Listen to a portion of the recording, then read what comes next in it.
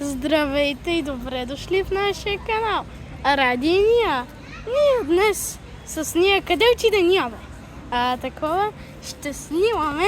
Тя мъничко е поводяла днеска. Ще снимаме Зайко Байко. Така.